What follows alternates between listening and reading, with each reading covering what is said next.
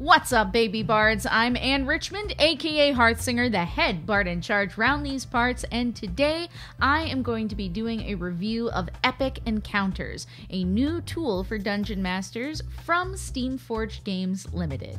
Each Epic Encounters box features a different theme, with miniatures, maps, stats, story hooks, and lore that meet the brief.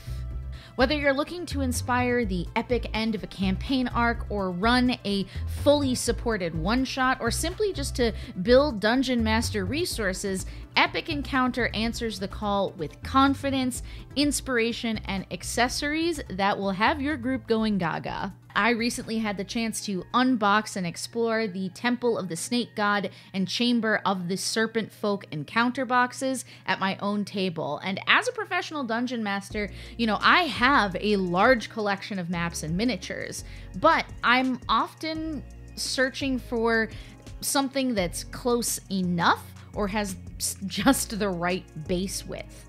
It's not very often that I have miniatures that perfectly match the scenario on the table. Temple of the Snake God is the less expensive of the two options I was given at $32.95, and it comes with a Mega Mini, this huge Snake God miniature, as well as several cardboard tokens for the other types of enemies represented in the adventure. What's awesome, though, is that Temple of the Snake God and Chamber of the Serpent Folk are connected, and they use a lot of the same enemies. And in Chamber of the Serpent Folk, which costs $49.95, they include 20 highly detailed resin miniatures, and those miniatures represent enemies from both adventures. So combining the two means that you'll have every miniature featured in both storylines. Temple of the Snake God also includes cardboard tokens that represent different lair actions in that adventure, which make it easier to track the flow of combat.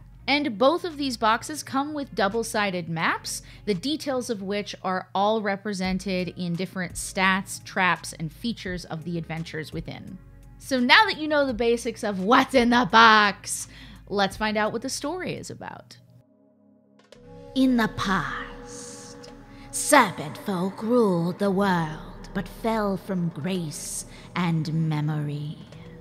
Now their long-forgotten temple echoes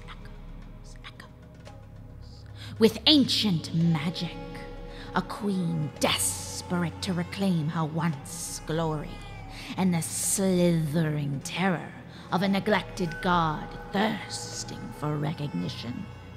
Players must stop the denizens of the temple before they reclaim the world that once languished under their tyrannical rule.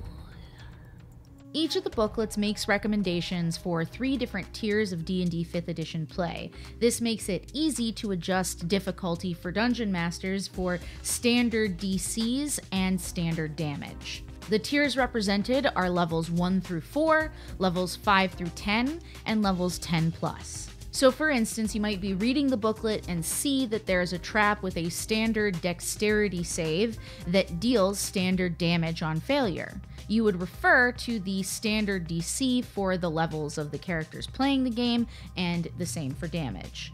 For Temple of the Snake God, the one with the huge serpent miniature, they include 3 different versions of the Snake God's stats. I was also really excited to see that they provided a cool attack pattern to follow for the giant snake strategy so that you could run the encounter with reptilian clarity. Sometimes when big things are happening, I get anxious, I get the battle sweats, and it's really nice to have a guide to make sure that I am playing the enemy with intellect and cunning that is worthy of it. So having guidance like that makes it easy to get to the climax of an adventure and still provide a challenge, even though your brain might be a little fried. The booklet also includes tiered guidance for rewards.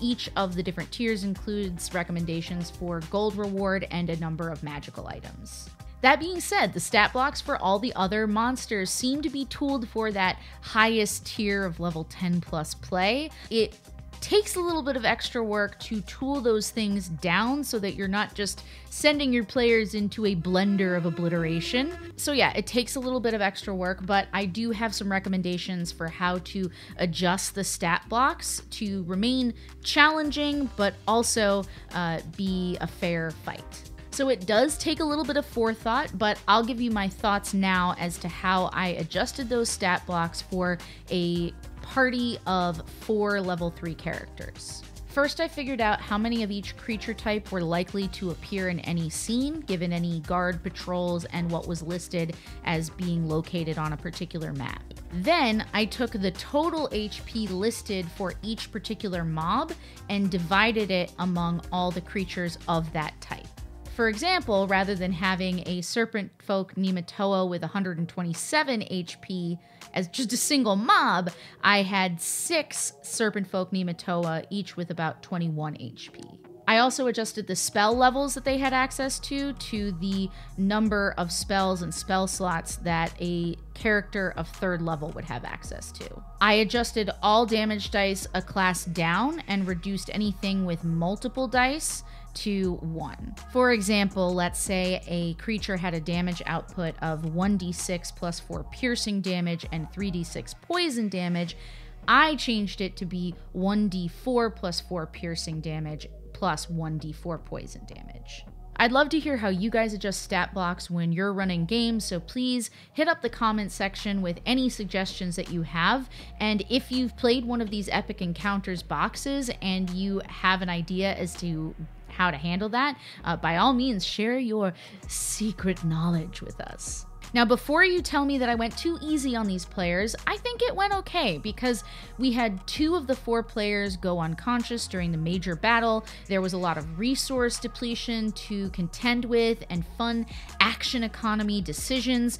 And I don't think if you go through that way that it took too long to sort of re-prep the adventure with these new stat blocks and create something that's still rife with dramatic tension without seeming super unfair. The adventure booklets give you plenty of lore and ambiance and plot hooks that will help you figure out how the adventurers even got here.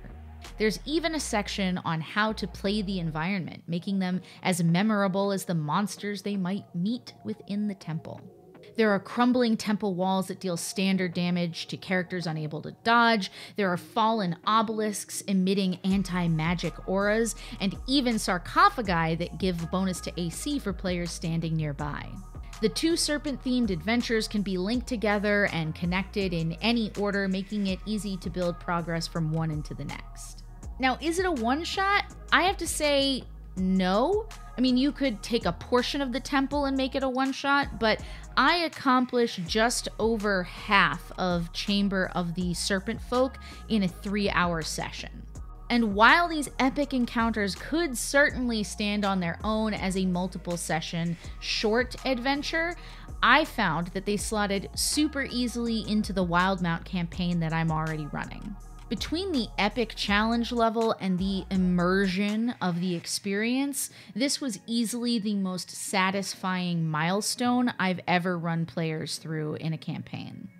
So now that I've experimented with 2 of the 12 epic encounters currently on offer, I wanted to see what else Steamforged had available. So I had a look, and guys, they've got liches with hordes of undead, hydras, frost giants, goblins, even a red dragon set up in their lair. And so with all of these classic foes, and I'm sure more to come, I can't wait to keep building my most epic climactic moments around these epic encounters boxes. So tell me, of all of the epic encounters I just mentioned, which one are you most excited to try? Because for me, it's all of them. I want all of them. Guys, I hope you enjoyed this video. Please give it a like and subscribe to the channel for more tabletop RPG content every single week. You can join me over on Patreon to support my work here if you're interested. You can sign up for D&D with me every month for just $5 a month. It's a steal. Come join us, have some fun, and I will see you on the next quest. Bye! Hey, Mr. Bard Boy, put a record on. I wanna dance with my party. And when the inspo starts, I never wanna stop, 'cause my wounds are so gnarly. Music, rogues be stabbing, grab my flagon. Yeah, music makes the magic wild.